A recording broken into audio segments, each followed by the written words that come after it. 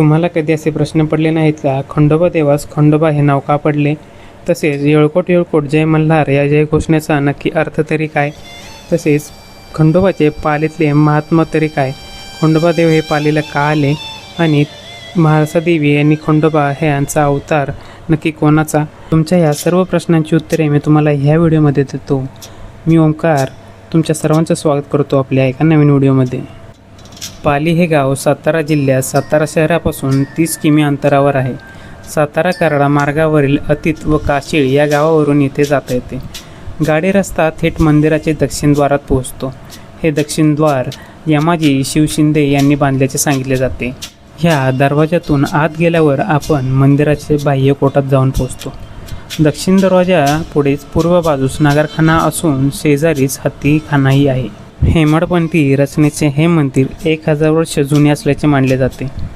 खंडोबा देवाचा इतिहास असलेला उल्लेख हा 11व्या-12व्या शतकापासून येतो. कासवाच्या पाया पडून दक्षिण दरवाजापासून आत गेल्यानंतर लगेच पूर्व बाजूस गणेशाची एक अप्रतिम प्रतिमा आहे, तर द्वाराच्या पश्चिमेस ओवरीत हनुमानाची प्रतिमा आहे.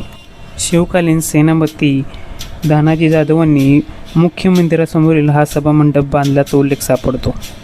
मंदिराचा संपूर्ण कोट चहूबाजूंनी ओवऱ्याने युक्त असून त्याची उंची सुमारे 20 फूट आहे. कोटाची पूर्व पश्चिम लांबी सुमारे 140 फूट तर दक्षिण उत्तर लांबी ही 80 फुटाची आहे. कोटात दक्षिण पूर्व उत्तर असे दरवाजे आहेत. कोटाचे बांधकाम जाधव घोरपडे इत्यादी सरदारांनी केल्याचे आढळून येते. मंदिर ज्या गावात आहे त्या गावाचे मूळ नाव राजापुरी तसेच ताल तिंबर असे आहे. पण पाली हे नाव पडण्यामागे एक आख्यायिका सांगितली जाते. या गावामध्ये एक पालाई नावाची गवळण राहत होती.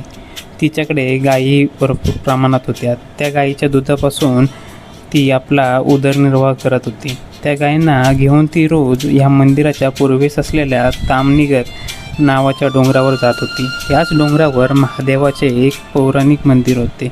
ती नित्यनियमाने गायीला तिकडे चरायला घेऊन जात असताना मंदिरात असलेल्या महादेवांची रोज नित्यनेमाने पूजा करत असायची. परंतु वयोमानाने एक दिवस वृद्ध झाल्यानंतर तिने देवाकडे मागणी केली की माझे वय झाल्यामुळे मी काही तुझ्याकडे येऊ शकत नाही, तूच माझ्याकडे ये. त्या दिवशी तिला रात्री स्वप्न पडले. या स्वप्नामध्ये महादेवाने तिला सांगितले की तुझी कपिला म्हणजेच काळी गाय ज्या ठिकाणी स्वतःहून दुधाची धार सोडेल त्याच ठिकाणी तुला माझे दर्शन होईल. स्वप्नात सांगितल्याप्रमाणे झाले देखील. तिच्या कपिले गायीने एके ठिकाणी स्वतःहून दूध दिले. गावकऱ्यांनी त्या ठिकाणी मग खोदण्यास सुरुवात केली.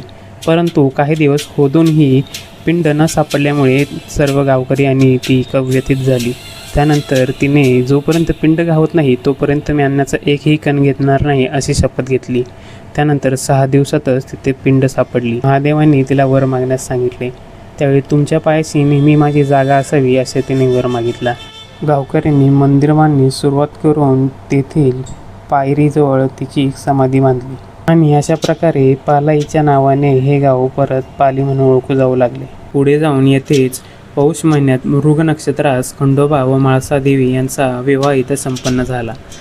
देवाचे नाव खंडोबा म्हणजेच खंडराया हे ते वापरत असलेल्या अस्त्रावरून म्हणजेच खंडा ह्या शस्त्रावरून पडले गेले. येळकोट येळकोट जय मल्हार या जय घोषणेमधील येळ म्हणजे 7 तर कोट म्हणजे कोटी, जय म्हणजे विजय आणि मल्ली राक्षसाला हरवणारा म्हणजे मल्हार म्हणून येळकोट येळकोट जय मल्हार असे म्हणले जाते. खंडोबा हे महादेव व कालभैरवाचे उग्र रूप मानले जाते, तर म्हाळसादेवी ही मोहिनी रूपातील पार्वती देवी मानली जाते. गाभाऱ्यामध्ये प्रवेश करताच पालाईची समाधी आहे. तसेच गर्भगृहामध्ये स्वयंभू शिवलिंग आहे. 2 शाळंकू असणारे हे शिवलिंग आहे.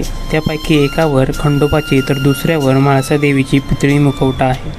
तसेच बाजूला देवळीत बानाई देवीची ही छोटीशी मूर्ती आहे.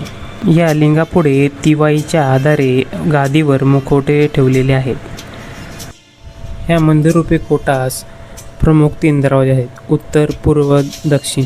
ह्यातील जुना पूर्वेकडील मुख्य दरवाजा आहे. ह्या दरवाजाच्या वरतीच खंडोबाचे अश्वारूढ शिल्प बसवलेले आहे. पूर्वेकडील दरवाजातून आत येताच आपल्याला दीपमाळा दिसतात. मंदिर परिसरामध्ये एकूण 7 दीपमाळा आहेत. तसेच ह्या 2 दीपमाळीच्या मध्ये दिसलेला हा नंदी पितळी आवरण असलेलं आहे. मागे छोट्याशा सभामंडपात एक सुंदर असा हत्ती आहे. तसेच मुख्य मंदिराचे दक्षिण बाजूस मंदिरास खेटून एक मंडपी असून त्यामध्ये पंचलिंगाची स्थापना केलेली आहे. मंदिराच्या आवारामध्ये गणपती तसेच हनुमानाचे, विठ्ठल रुक्माईचे, ज्योतिबाचे छोटी छोटी मंदिरे आहेत. मुख्य मंदिराचे मंडप व गाभाऱ्यावर शिखरे असून गर्भगृहाचे शिखर व मंदिराची उंची सुमारे 50 फूट आहे. या मंदिराच्या बांधकाम शैलीवरून हे मंदिर 13व्या शतकातील असावे असे अभ्यासकांचे मत आहे. विविध कालखंडात ह्या मंदिराचा जीर्णोद्धार होत गेला होता. तसेच कोटाच्या मागील बाजूस खंडोबा देवाचा राखणदार हवालदार म्हसोबा आहे. त्याचे दर्शन घेऊन आम्ही निघालो आपल्या परतीच्या प्रवासाला. तर व्हिडिओ कसा वाटला नक्की सांगा. व्हिडिओ खाली कमेंट करा. व्हिडिओ आवडल्यास लाईक करा. असेच व्हिडिओ अजून पाहण्यासाठी चॅनलला सबस्क्राईब करा. चला तर मग भेटूया पुढच्या व्हिडिओमध्ये जेजुरीच्या खंडोबाला.